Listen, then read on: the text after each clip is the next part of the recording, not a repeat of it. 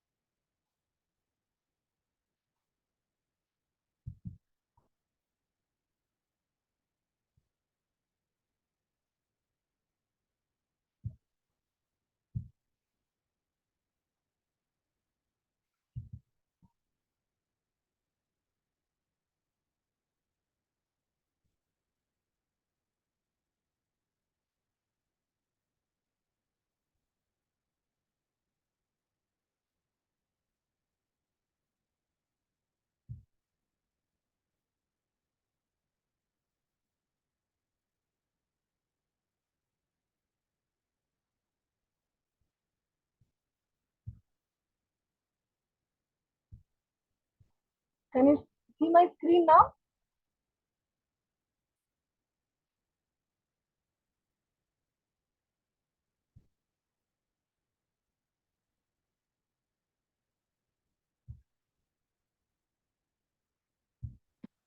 Matuj, your voice is still very low.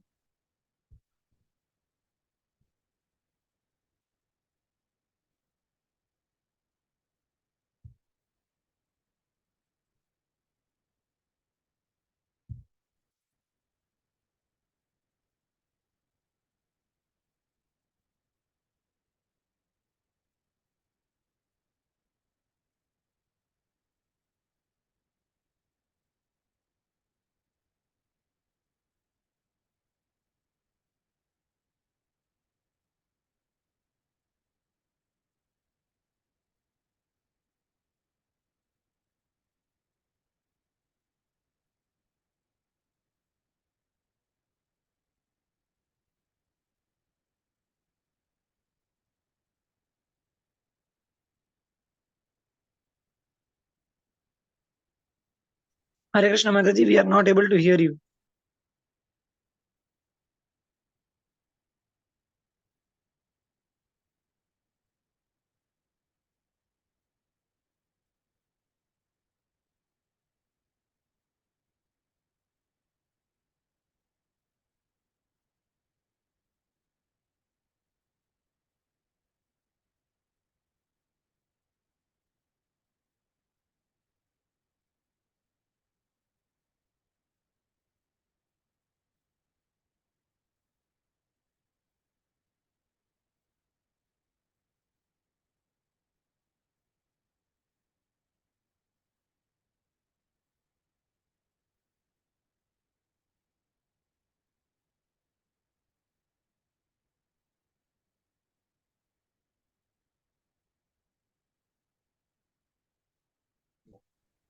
Excuse me, Mataji,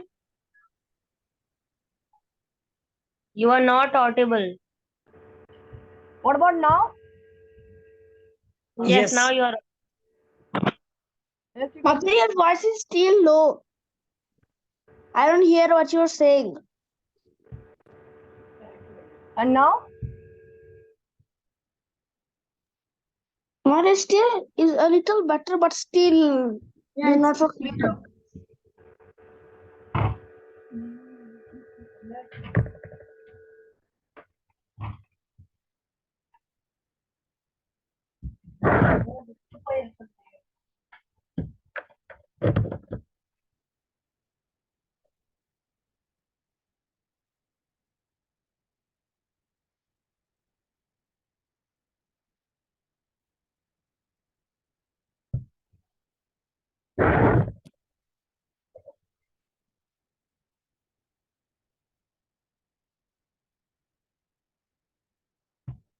Can you hear me now? Yes, it is Yes. better, Mataji. Or is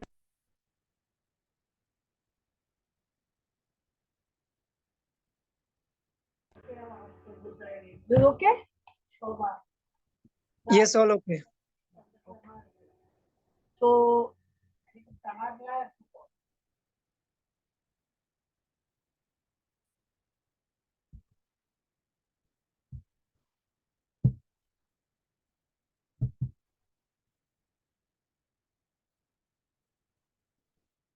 can you see my screen? Yes, it is visible, Mataji. So before we start with Ramayan, the Balkan, let's start with how and when Ramayan was spoken.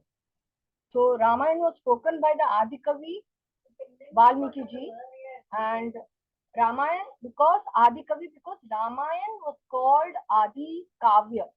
Adi Kavya, the prime and the first Kavya, the poem, okay, written in the olden times. And Valmiki ji was called Adi Kavi, the first poet. So actually once Valmiki ji was sitting in his hermitage, and at that time Narad Muni walked in, and Narad Muni wanted to and Valmiki ji had a lot of questions. He wanted to ask him a lot of questions. He asked him a lot of questions, and that was he wanted to know among the foremost of all personalities who are existing now, who's the most attractive, most learned, most powerful, whose bodily features are very beautiful, who's noble-minded, truthful, grateful, Ma'am, your voice is still very low, very low. and it's breaking a lot.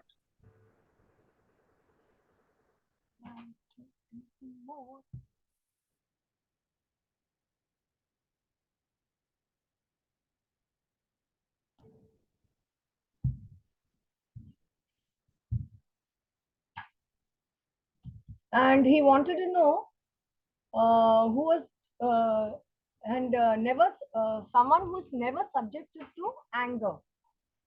So now Narada Muni had only one answer. That was Lord Sri Ram. He said he was the reservoir of he is the reservoir of all opulences, and he is the Supreme Personality of God Himself.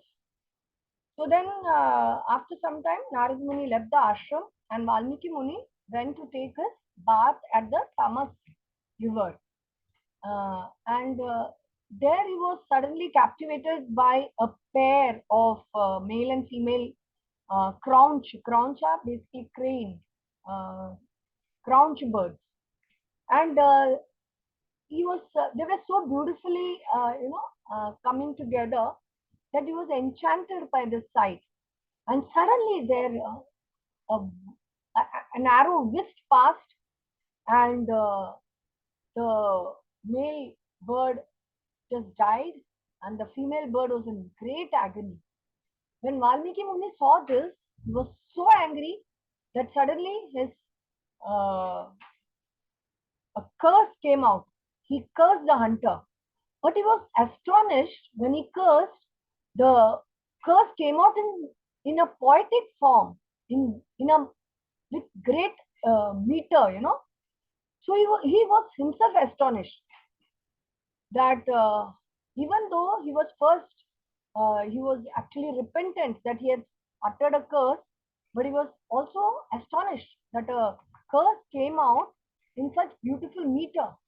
So then he then went back to his ashram, and there Brahmaji was waiting for him. And Brahmaji told him, please do write the Ramayan in this same meter that you just uttered the curse.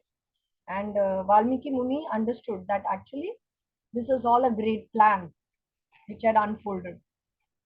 So now let us understand the previous life of Valmiki Muni. Valmiki Muni in his previous life or last life, or previous time, he was Ratnakar, a hunter. And this hunter, he was so cruel that he would kill animals and uh, give them great suffering before they died, So, but once Narad Muni came, and when he saw this, he was he became very compassionate, and he told Ratnakar what would be the consequences of his deed. And then Ratnakar transformed. He decided to give up his hunting, and he started meditating. He meditated for so many years that an anthill formed all over him, and Lord Ram and Sita themselves, they came to give darshan to them. And when and Valmiki ji came out of this anthill, and he became known as, that's how his name became Valmiki, one who came out of the anthill. And Lord Ram and Sita blessed him and told him that one day he would be writing their story, and they of course disappeared. So then Brahmaji then reminded him of this and told him to write the story of Ramayan, of Lord Ram's and Sita's story. And the advantage was that Sita was residing in a very hermitage. When Ram had abandoned her, she had come to his hermitage. And here she was staying with her two sons, Love and Kush. So Valmiki Muni decided that now Love and Kush would narrate the story to everyone, who will go from kingdom to kingdom and would narrate the story. And who better than Love and Kush, because they were full of humility and devotion personified. So then they started traveling all over, and then they started presenting this Ramayan to each and everyone. And they got a lot of appreciation in the form of gifts and praises. So this is how actually Ramayan came to be put down in the written form. And so let's now understand the form of Lord Ram and his pastimes.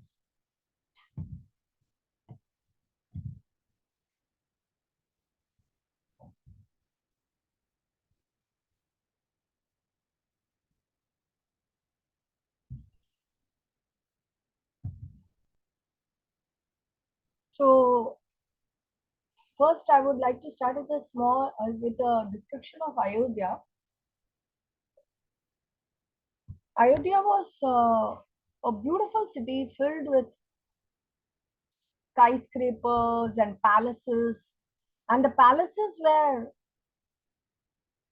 so beautiful that all the flooring of the palaces were made with semi-precious jewels, and then the pillars were made of uh, gold with sandalwood, and the rafters of gold, and the walls of emerald, and there were no lock shops in the entire Ayodhya, and there was no charity that they would give.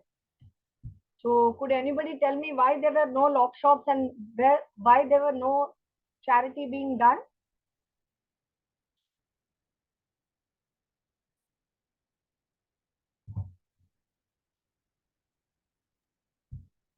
Because everyone was already rich, and they were Yeah. so rich, and they were feeling so secure that they did not need any lock to lock their house. Yes. And the king was supplying everything for them. Yes. Because of that, there was nobody in need in the kingdom. Okay, and of course, nobody would ever steal. So there were no lock shops and no charity was done. So, but there was only everybody was very happy, and Dashrath Maharaj had 353 wives. Actually, three were his principal wives, that is Kaushalya, Kaikeyi, and Sumitra. But then 350 times he got married, because every time Parshuram would pass by. Sorry. And Parshuram was the great, who had great sage, who had taken the vow that he would wipe the earth of all the uh, rulers of the kingdom. So whenever Parshuram would pass by, Dasharath Maharaj would be sitting in a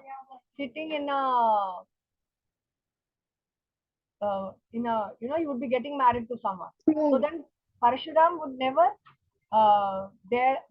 kill him, because the only time that Parshuram spared someone, one of the kings, was when he was getting married. So like that, Dashrath Maharaj got married 350 times, and but he was so sad. The only thing that saddened him was that he didn't have a son to take his lineage forward. And so he was thinking what to do. And then he thought of an idea that why not I do a Ashwamedha Yajna? Because Ashwamedha Yajna would give him a lot of benefit. It would erase all the sins of the performer of several lifetimes, of all lifetimes. And so he thought to himself, why not do the Ashwamedha Yajna? At that time, his minister, Sumantra, he also advised him that why don't you also do a Putra Kameshti Yajna? And which better person than Rishyashringa to come and perform this yajna? Rishyashringa was a very powerful sage, and he had married his daughter Shanta.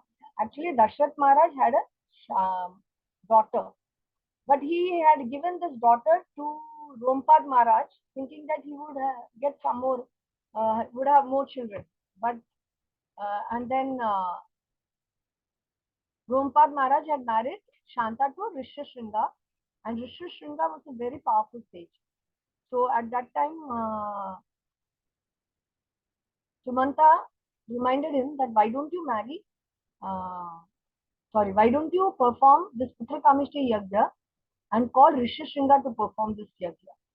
So Ashwamedha as well as Putra Kameshti. And at that time, so then they invited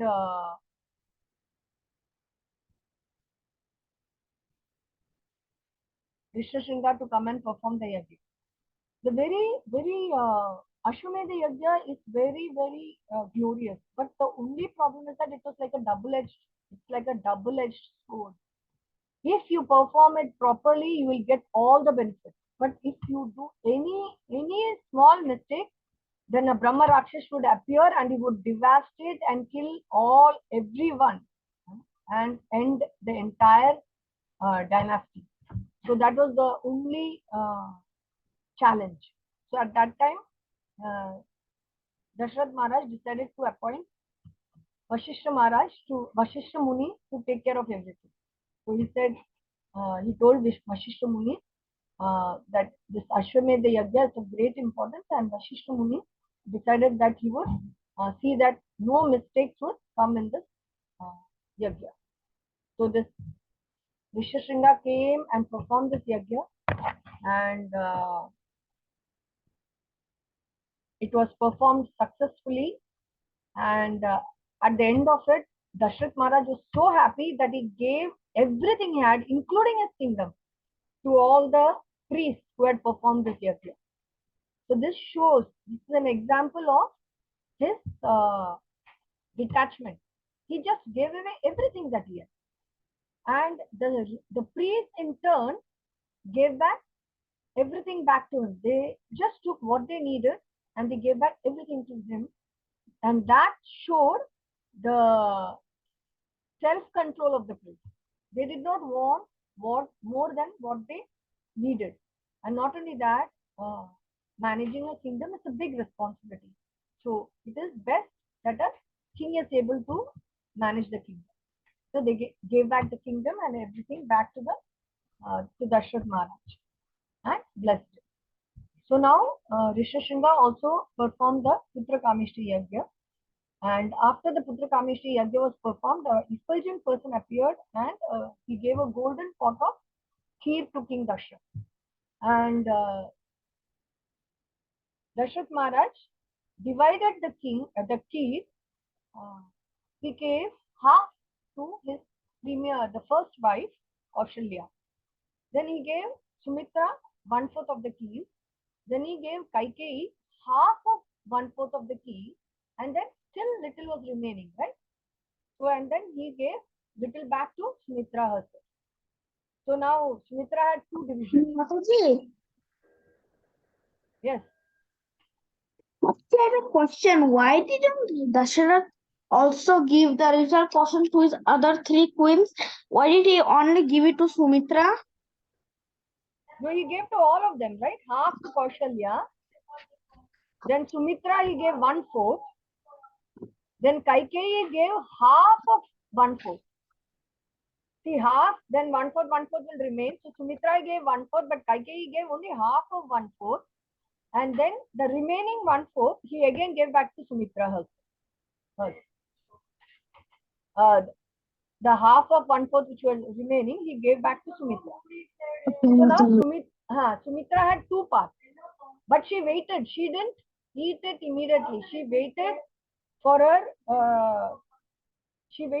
the first two principal queens to have the kheer before she had it. So first Kaushalya ate the kheer, then Kaikeyi ate the kheer, then Sumitra ate the two parts of the kheer. So this showed this actually this reflects the non-envious character of Sumitra, and also that's what she wanted in her son. So that is why she waited for the principal queens to have the portion of their kheer and then she consumed it, so that her sons would also be following in the footsteps of the sons of Kaushalya and Kaikeyi. So then was born Lord Ram on the 9th day of the waxing fortnight of the Chaitra month. He represents the half potency of Lord Vishnu. And Bharat Maharaj represents the 1/4 potency of Lord Vishnu. And Lakshman and Shatrugna represents 1/8 potency of Lord Vishnu. So Lord Ram is an incarnation of Vasudev. Lakshman is the incarnation of Sankarshan. Bharat Maharaj is the incarnation of Pradyumna, and Shatrugna is the incarnation of Aniruddha. So if you Krishna divides himself into 4 expansions: Vasudev, Sankarshan, Pradyumna, Aniruddha. So the 4 brothers are actually incarnations of these 4 expansions themselves. And Lakshman was very attached to Lord Ram, and he would follow him everywhere, and he was totally devoted to Lord Ram, while Shatrughna was very attached to Bharat Maharaj, and he would follow Lord Ram, Bharat everywhere, Shatrughna, and he was attached to Bharat Maharaj. Now, how did they get their name? Ram, the name Ram means pleasure giving. That's how Vashishta Muni named him Ram. And Bharat means one who would carry a burden on his shoulder. Because when Lord Ram left Ayodhya, Bharat had to carry. He was entrusted with the burden of the entire kingdom. But he didn't take the kingdom as but he ruled as a caretaker. Then Lakshman is actually means it comes from the word Lakshmi, means wealth, the goddess of wealth. So what does Lakshman means that he was wealthy? Yes, he was wealthy, but wealthy with service. He had the wealth of service to Sri Ram, Lord Ram. And Shatrughna means he was one who conquers his enemies. One who conquers his enemies, Shatrughna means, and he represents service to devotees. So that is how each one got their name.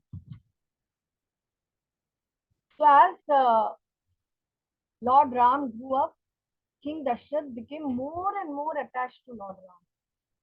And once when Dashrath Maharaj was seated in the kingdom, he suddenly Vishwamitra Muni entered. And Dashrath Muni was so happy to see him. He invited him with he gave him great honor and gave him a seat to sit and worshipped him and washed his feet, and then asked him with great humility as to how he could serve Vishwamitra Muni. So Vishwamitra Muni immediately told him that I want Lord Ram to accompany me. I am doing a great yajna, but these 2 demons, Rakshasas, Marichi and Subala, they are creating such havoc that I want Lord Ram to come and protect my yajna. And first, when Dashrath heard this, he immediately fainted. Then he got up. Then again he fainted. He again got up. Again he fainted. This happened for 5 times. And then he fell at the feet of Vishwamitra and told him, I will come with you and I will send my army, but don't take Lord Ram but don't take my son Ram, because Ram is just 16 years old and he's inexperienced in warfare. But when Vishwamitra heard this, he was so angry and he was going to he said, you made a promise and you are now breaking this promise. I don't want anything from you. And he was just going to walk out when Vashishta Muni came to Dashrath Maharaj and told him, Vishwamitra Muni has great powers. If he wants, he could have killed Marichi and Subal himself, but he did not. So that shows that he wants Lord Ram to actually kill them and wants his glory to spread everywhere. So I think, and Lord Ram is also quite, he is very powerful, and under Vishwamitra's guidance, he will learn a lot of things. So please, otherwise, if you do not, then your lineage will earn a bad reputation. It will destroy the reputation that you've earned for yourself till now. when Dashrath, King Dashrath heard this, he decided to send Lord Ram. Of course, Lakshman immediately followed. He also took his leave and he followed uh, Lord Ram. This where Vishwamitra took them. So first, Vishwamitra came into the when they were just about going to enter the forest, and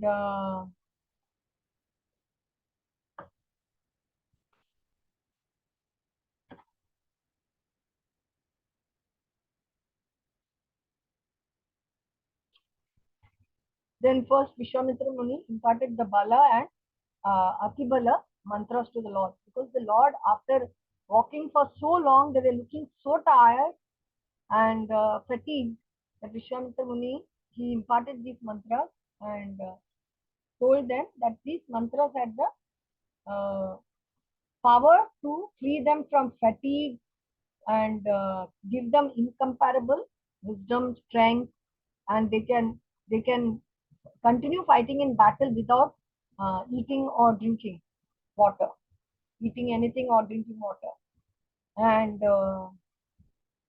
then they all came to the banks of the Sarayu River, and in the at the Sarayu River, all of them lay down to rest. And Vishwamitra Muni, for the first time, when he saw the beautiful form of Lord Ram sleeping, feelings of bhakti awakened him. Till now, he had only performed austerity, and he thought austerities was everything in life. But when he saw the beautiful form of sleeping form of Lord Ram, bhakti awakened in him, and he uh, composed this beautiful prayer of Kaushalya Supraja रामपूर्वा सन्ध्या प्रवर्तते उत्तिष्ठ नरसार्दूल कर्तव्यं दैवमानिकम्. This prayer, if you may be aware, it plays when we go to Tirupati Balaji temple in the early morning 4:30 Mangalarti time. This prayer can be heard playing. What does it mean? It means, oh Kaushalya's son, Kaushalya is so fortunate to have a son like you. Oh Lord Sri Ram, it is dawn time.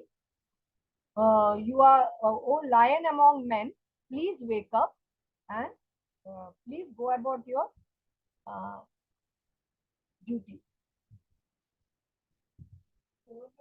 So he was, now they came to the,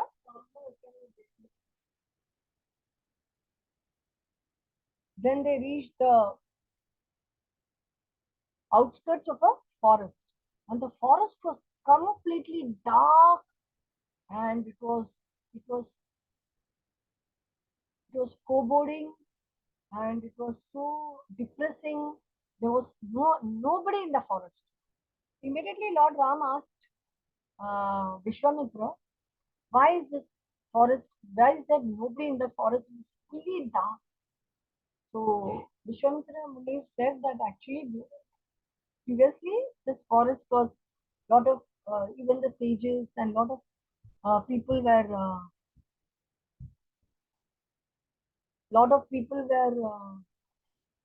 residing in this forest, and the sages were also, were performing all their austerities there. But then this demon called Tataka, she came, and she was so envious, she was so angry against all these sages that she killed all the residents, and she just drove them away, and she completely, then she went and resided in the forest, and she never allowed any living being, any living entity to be in the forest. So Vishwamitra told them that the first demon now you kill is Tataka. So then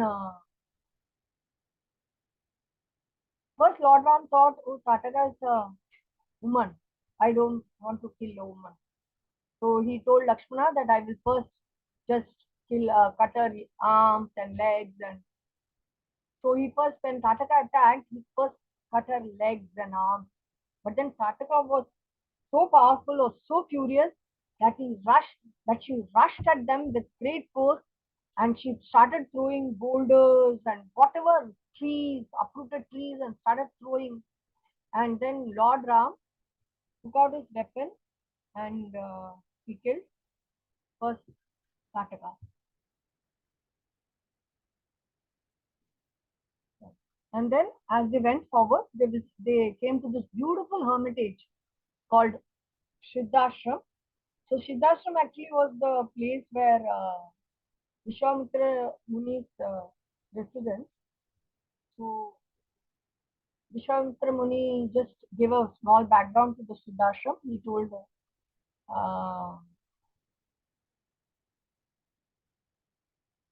Ram and Lakshman how Siddhashram is a place where Lord Vishnu had performed austerities long time back, and then Kashyap and Aditi had performed austerities, and they had got personal darshan of the Lord here, and they had been blessed, and Vamana Dev had appeared as their son, and how Bali Maharaj. So Bali Maharaj wanted to occupy the throne of Indra, and he started doing a yajna. And at that time, Vamana Dev came as a small dwarf, and he came to Bali Maharaj and begged just 3 steps of land. And Bali Maharaj, he was actually the king of demons at that time, but he was also the grandson of Prahlad Maharaj. So he had devotion in his heart, but it was not fully grown. It was in a seedling place. So at that time, when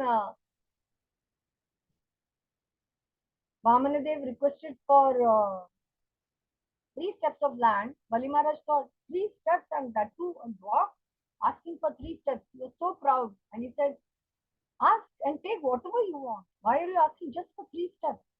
But Vamanadev insisted, and then Bali Maharaj agreed. And once he agreed, and to this, Vamanadev started increasing his form. That is, Lord Vishnu himself was in the form of a dwarf. He started increasing his form, and his head was soon touching the clouds. And with 1 foot, he covered the entire heavenly planet. With the 2nd foot, he covered the earthly and all the other planets. And so he said, now the 3rd foot is still there. Where shall I place it? So Bali Maharaj understood that this is none other than Vishnu himself. So he just bowed his head and he said, "Please put the 3rd foot on my head." So Vamanadev placed his feet on Bali Maharaj and he pushed him to Patal. So, but Vamanadev was so happy with him, he actually gave him his own loka called Sutalalok, and Sutalalok was even more opulent than Indralok, which Bali Maharaj wanted to rule. And he also gave him he gave him 2 boons. One, he said, "I will be your doorkeeper for all time." And he said, second boon he gave him, he said, "Since you wanted to become Indra, and since I did not allow you to complete your yajna, I bless you that in your next life, or in the next Manvantara, you will be the Indra." So in the next Manvantara, now Bali Maharaj will be the next Indra. So this is how, in spite of everything, Bali Maharaj, just by his surrender and his devotional attitude, he got the blessings of the Lord. So this, and then after this happened, Vamanadev came to rest at Siddhashram. And so this Siddhashram it's a very beautiful and beautiful hermitage. So now Vishwamitra started his sacrifice, yajna, and it lasted for 6 days. And for 6 days, nothing happened. No disturbance whatsoever. But on the 6th day, Marichi and Subal attacked. And they started throwing blood, pus, urine, everything. And all meat and everything they started throwing on the sacrificial fire. And at that time, Ram and Lakshman, they started, they took up their bows and arrows and started shooting. So after a lot of fighting, Lord Ram used the Manavastra, Manavastra, and he shot at Marichi. And Marichi, he told Lakshman, Marichi's time has still not come to die. So he threw him 100 yojanas or 800 miles and he fell into the ocean. And with the Agneyastra, he killed Subha. And with the Vayu Astra, he killed all the other demons. So like this, everyone was killed and driven away, all the demons. And Vishwamitra sacrifice was completed successfully. So then they all went to rest, and in the morning when they got up, there was a big hustle bustle in the hermitage, and everybody was getting ready to go to Janaka's special yajna. Then they informed him that Janaka Maharaj has organized a yajna where this special bow, which has been given to him by Lord Shiva, would be worshipped, and so everyone has been invited for this yajna. And so they asked Lord Ram and Lakshman also to accompany them. So as they started going, after moving, they came to the Ganges river, and there Vishwamitra started reciting the story of how Ganges came down. Actually, Ganges was flowing only in the spiritual planet. It had not yet come to the heavenly planet. So how did it come down? So Vishwamitra informed Lord Ram that it was his ancestors who had actually brought Ganges down. So King Sagara had two wives, Keshani and Sumati. So they did not have any children, and then they performed austerities for a very long time, and they were blessed. Keshani was blessed with one single son, Asamanjas, while Sumati was blessed with 60,000 sons. So then, Asamanjas was such a cruel child, and that King Sagara he drove him away from the kingdom. And once he decided that he wanted to perform a Ashwamedha Yajna. So during the Ashwamedha Yajna, when the horse is set free and it wanders through the entire planet, and if anybody challenges the horse, then they would have to fight with the person who had sent the horse. So, but suddenly the horse disappeared. So now King Sagara sent his 60,000 sons to find out how the horse had disappeared. Then they came down to sage Kapila Muni's ashram, and then they thought that Kapila Muni was actually responsible for this, and they found the horse tied there. So when they tried to attack, or rather, imprison Kapila Muni just opened his eyes and he just ignited the fire that was already existing in the 60,000 suns, and all of them just burned to ashes. So when King Sagara heard this, he was very sad. He was heartbroken. And Asamanja's son, Anshuman, so he called Anshuman and he told him to do something about this. Now Anshuman tried to revive these were his uncles, right?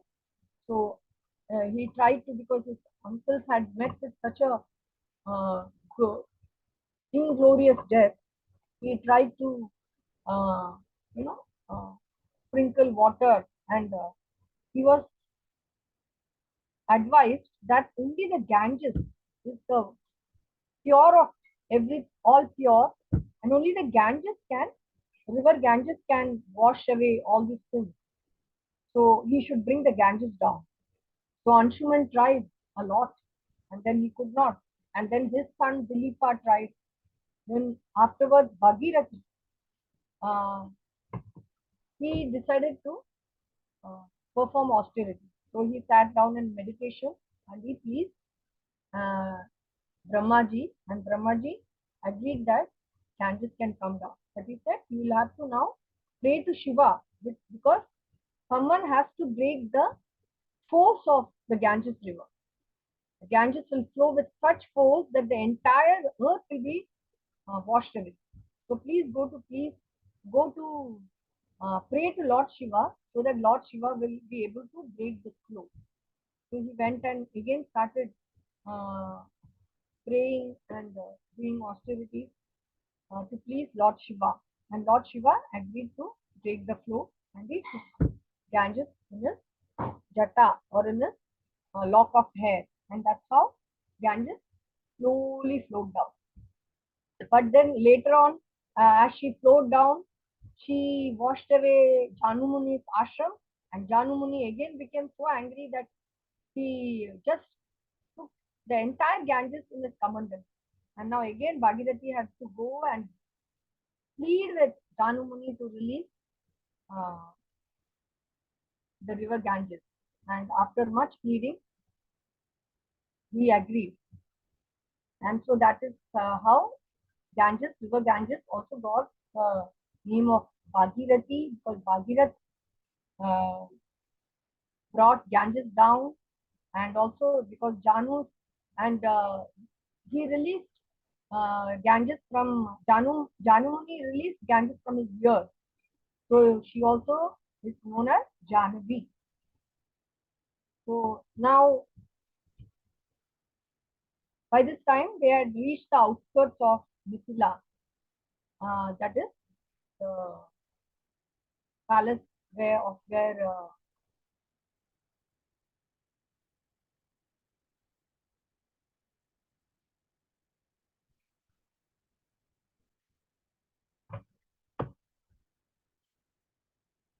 and there's an old dilapidated hermitage. So then, uh, looking at it, Lord Ram wanted to know, why is this hermitage so dilapidated? And when they went in, he just uh, touched a stone, and immediately this young woman, beautiful woman, Sadhvi, she came to life, and she fell at Lord Ram's feet, and Lord Ram blessed her. So Vishwamitra narrated the story of how Ahalya was actually the daughter of Lord Brahma. And Lord Brahma had wanted to marry Ahalya to the most fit, best person. So for the Swayamvar, he had kept that that he had kept this saying that rule saying that whoever someone I mean the person has to go around the universe.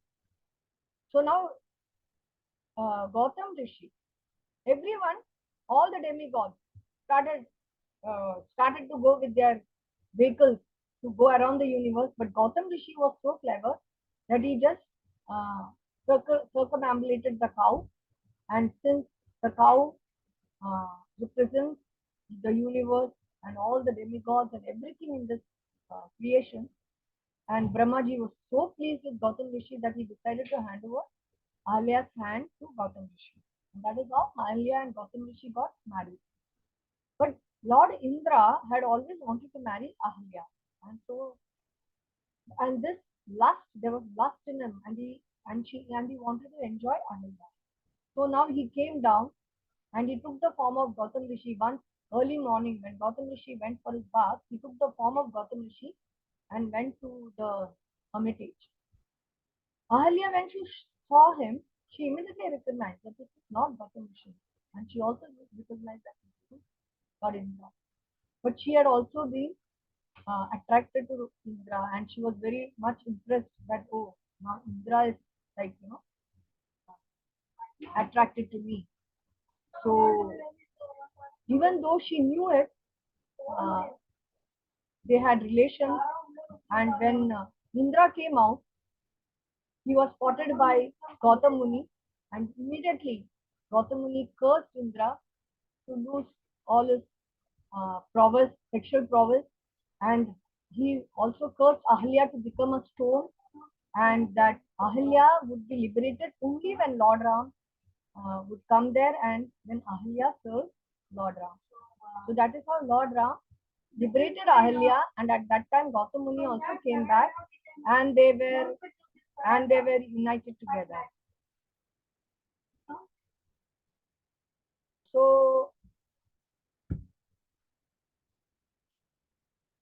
now they later, as they entered, and they also there the bow was kept. The the bow was kept.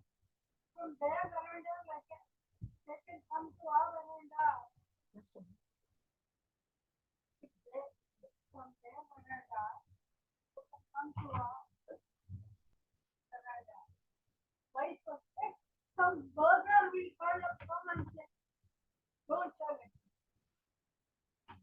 Ah! How greedy you are, me.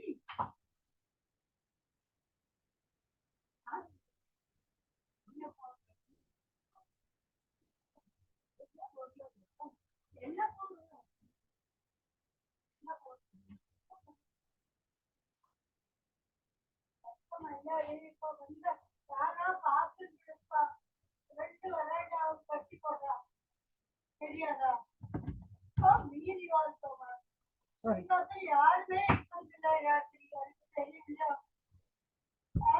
So then, I'm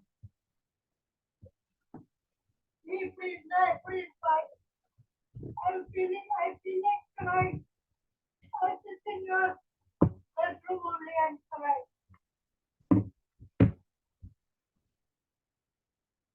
Don't carry it like that, Shobha. So then the bow had been kept there, and Janak Maharaj was actually feeling very despondent because all the kings came, but they couldn't do anything. The princess couldn't lift the bow also, couldn't even touch the bow also. So then they decided that. So then Janak Maharaj was like, "What is this? Nobody can even lift this bow." And at that time, Lakshman got so angry that how could he even say that? And Vishwamitra Muni told Lord Ram that why don't you try? And that time, and because Vishwamitra Muni came, Vishwamitra Muni advised him, and that is how Lord Ram came and lifted the instructed him, sorry, and that is how Lord Ram, with great ease, he just lifted the bow, he strung the bow, and he broke the bow. So afterwards, and Janak Maharaj actually was told the story of Sita Devi's birth, that how she had been, she was while he was furrowing the land, while he was furrowing the land, she appeared in a basket, and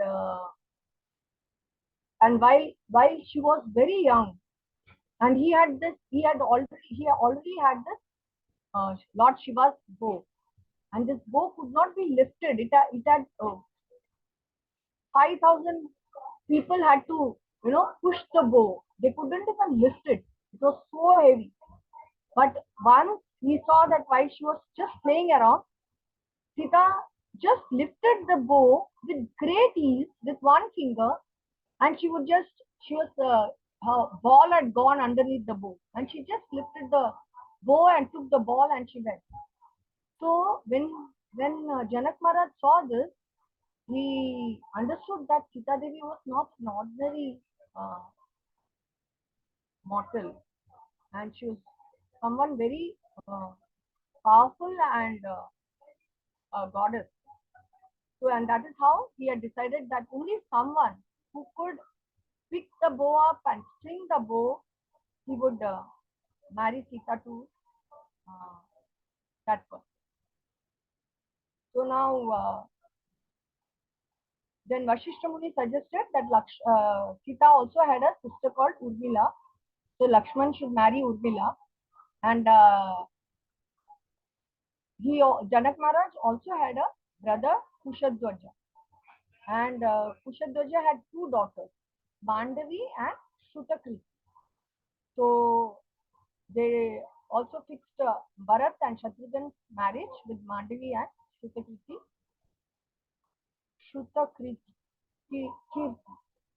respectively. So all the four marriages were performed at the same time, and when the and sorry, before the marriage, after the Swayamvar, actually, uh, Lord Ram did not agree to a marriage unless his father was informed and his father gave his blessing.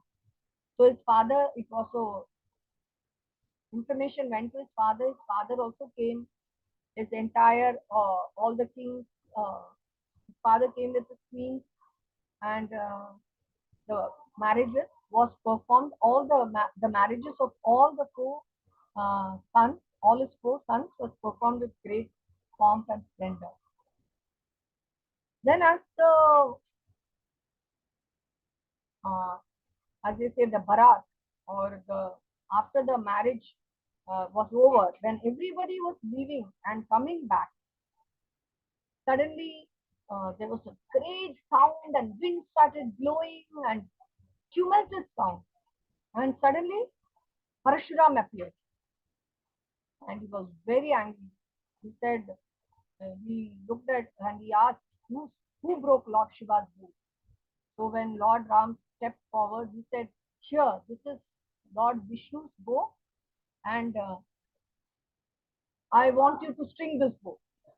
So Lord Ram again took this bow with great ease. He just strung it and put an arrow. And he said, this arrow now cannot go in vain. It will take away all the fruits of your penances. And he was ready to shoot it, and it will send you, and it will take away your passage to heavenly planet.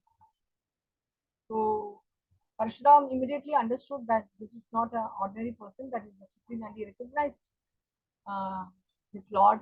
Of course, Parshuram himself is also an incarnation of the Lord. So he also understood that this is an expansion of Vishnu himself. And he bowed down and he took his blessings, and he asked to retire to Mount Mahendra. At least he said, please please do not forego this. Let me at least please go back to Mount Mahendra. So now with this, Bal can't end. If any question, you could ask me now. And can you tell me any two lessons we learned from Balkan?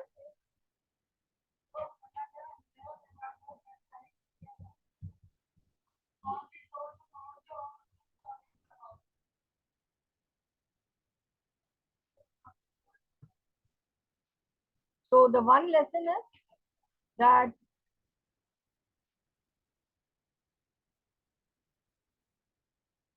Sumitra's submissiveness, her submissiveness to both the queens, that you know, to take a back seat. Sometimes it so happens in our lives that we want to be in the spotlight, right?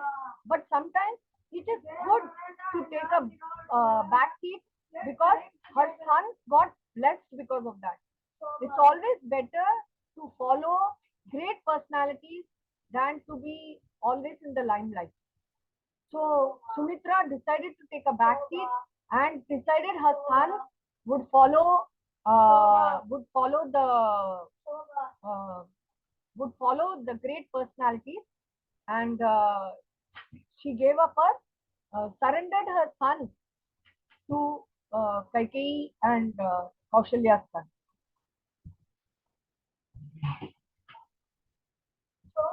And the second lesson that we get is Lord King Dashrath's reaction.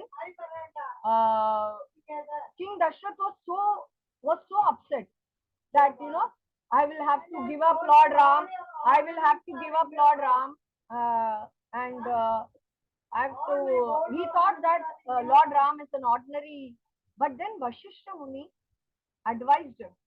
So when Vashishta Muni advised him that not only that he will lose everything, he decided, he became again, took a submissiveness. He decided to become submissive to Vashishta Muni and decided that he would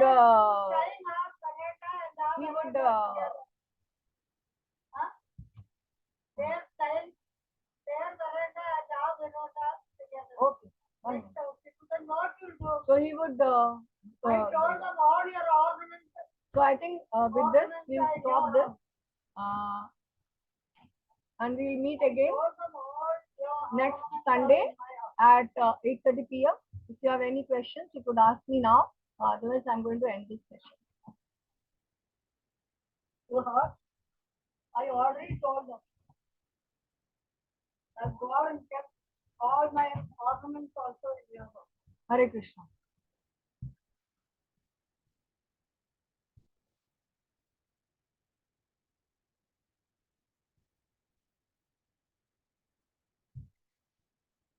You don't mind?